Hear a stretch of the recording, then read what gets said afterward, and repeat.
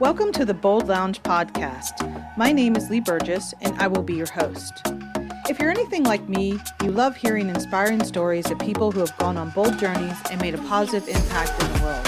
This podcast is all about those kinds of stories. Every week, we'll hear from someone who has taken the lead or embarked on an extraordinary journey. In addition to hearing their stories, we'll also learn about their bold growth mindset that they use to make things happen. Whether they faced challenges or doubts along the way, they persisted and ultimately achieved their goals. These impactful stories will leave you feeling motivated and inspired to pursue your own bold journey. I believe everyone has a bold story waiting to be freed. Tune in and get ready to be inspired.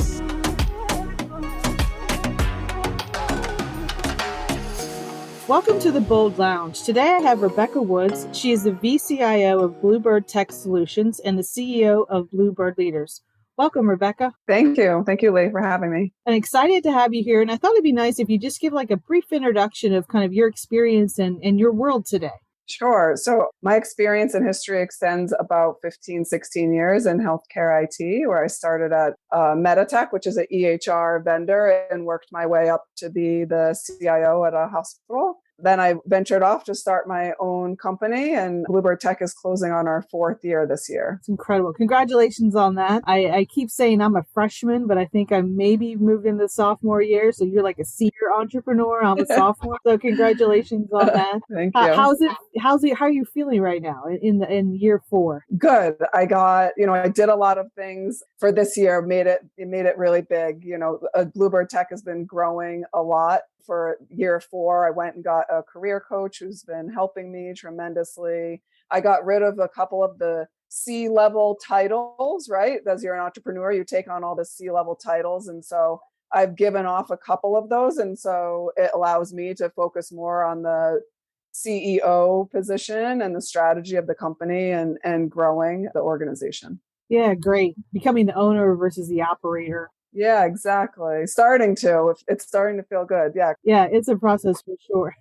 Yeah, definitely. So you've definitely done some bold things. Being an entrepreneur in itself is rather bold, but I bet there's other things that you've done in your life. What would you describe as your definition of bold? Somebody that's just willing to take the risk, sort of jump now and figure it out on the way down. And I think that totally describes the woman that I've become. I started being bold very young as a gymnast for, all the way up through high school. Then I took on my next step of bold and became a springboard diver in college. Had never done that before. And so had a New England title and held a school record for a while. So worked my butt off to become good at that. And then I cliff jump.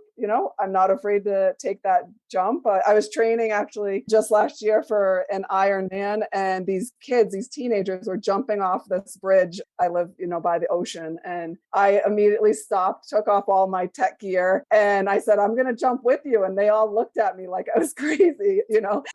I'm sweaty. It's August, and I went over the edge, and 4 of us and a couple of girls, we all jumped together, and it was just so rewarding to be out there with the teenagers and for them to know that us older folks can still live on the edge and jump with them and make it through. And I think I carry that through with my children. I have 2 young girls, and it's really important for me to teach them that they can be bold, they can take a risk, and it's going to be okay. And you figure it out as you go. Mentoring them and other young women is just a huge passion of mine. Yeah, well, there's a lot of bold. So, Yes. who do you think gave you your bold gene? Were you born with it? I feel like I think I was born with it.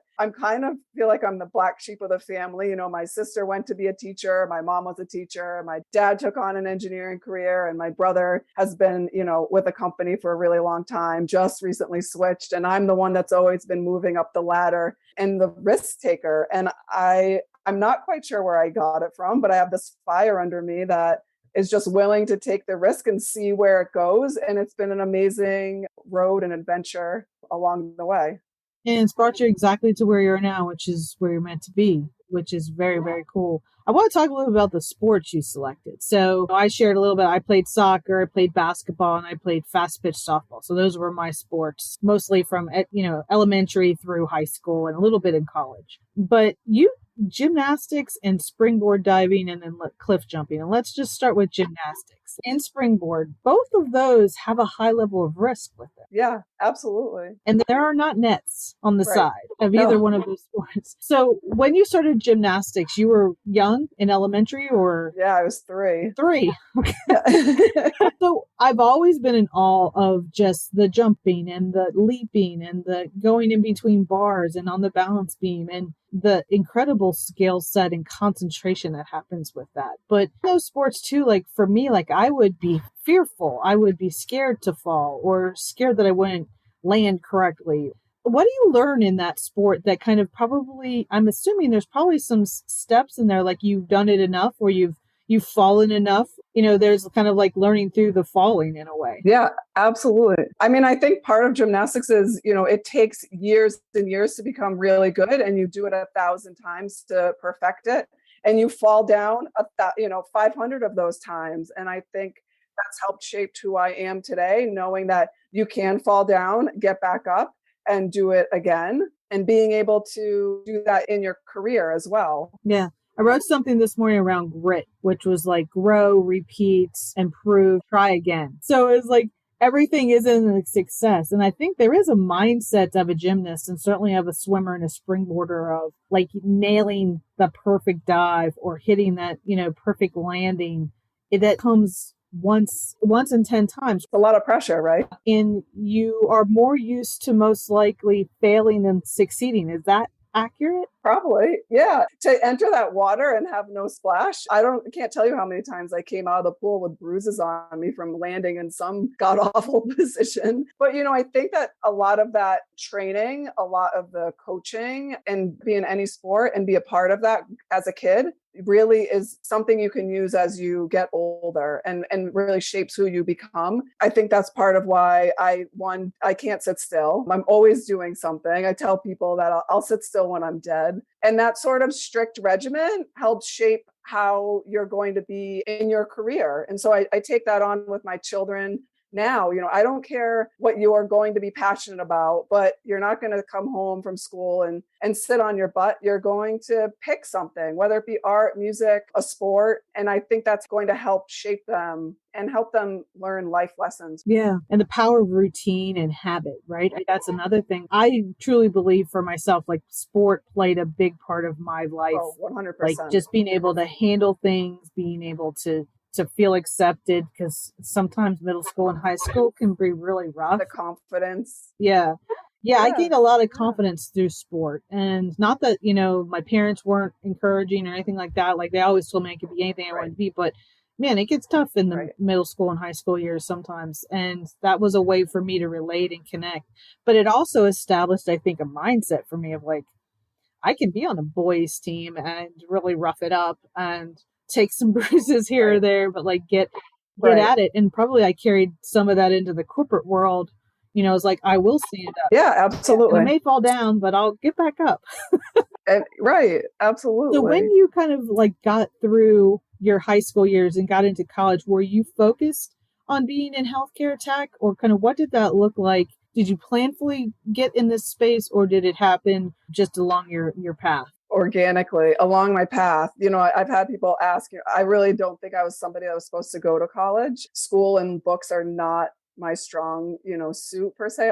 I have more of that street smarts. And so I was told to pick a college for my parents, and I did. And then I went on and I graduated, and I ended up sitting next to a lady whose daughter worked at Meditech in HR. And that was sort of my in, and I interviewed. And for me, starting at Meditech was probably the most difficult things I've ever done. I started in laboratory implementations. I didn't know what a centrifuge was. I didn't really know about microbiology, and learning all of these things. I think it was that challenge and having that mentality of being successful and being that sort of perfectionist. Finally, I met like a really big match, and I wasn't going to let myself fail. And so that was the start of all of this brewing together, and then going on to be CIO. So the challenge and the unknown. So again, some bold factors in there. Yeah, definitely. Like you took it on as like, I'm going to get this right. And I think tenacity and grit and failure versus success, like that didn't scare you. It was like, I'm going to get this. And so coming into an unknown field somewhat, it sounds like not many people know about centrifuges and things like that. Being able to learn the technicality of that as well as the operational or whatever may have been involved in that. So a lot of learning from different directions, it sounds like too. Yeah, I think I come in with the mentality of, yes, I can do that. And then I go back behind the scenes at home and like, oh, I got to figure this out, right? Let me Google that. Let me Google and read. And I'm more studious now than I think I ever was, but it's something that I'm passionate about. But one thing I definitely want to say is that don't think that all of this boldness doesn't come with, my own insecurities or my own worries, or everybody has that. They might, put up the front, but, there's definitely things that made me nervous or, I started to fail at, and you seek out your mentors or people to help you along the way. Absolutely. And you can have like a really bold day, and the next day you could be like light as a feather. I remember one thing, I've mentioned this story before, but someone was just trying to help me when I was early on trying to do stuff on LinkedIn, and they criticized how often I was doing it. And I like burst out into tears. And it was just like, and my husband's like, what's wrong? And I'm like, and I'm talking about LinkedIn posting. And he was like, all right, it's going to be okay. Right. But it was just like, I was trying so hard to do it right. And I wasn't. I guess for me, it was just one of those moments of like, when you are in this field and you're doing, no matter what the field is, you will have a bold day and you might have a lighter bold day. And then someday you might not feel bold at all. And I think there's a continuum of it. And I think that's important for people to know too. And like just being self-aware and being kind to yourself is bold. Giving yourself a break is bold. Like, it's expecting to be successful 100% of every day is really unrealistic. And I just hope that I start the day and end the day with a smile and kind of roll through things, and, things happen. And, especially when you're running your own business, things you planned might not go. Even if you don't own your own business, things happen that you don't plan. I think self-reflecting, right, is what you're sort of getting at. And I think even when you're having a not bold day or you're kind of low, I think being able to self-reflect on what you could change or do better and take those opportunities or little nuggets and run with them, because it's sort of like your gut or your brain telling you, and helping you along the way. Yeah. So tell me about Bluebird Leaders. Like, what is that all about and why did you initiate that?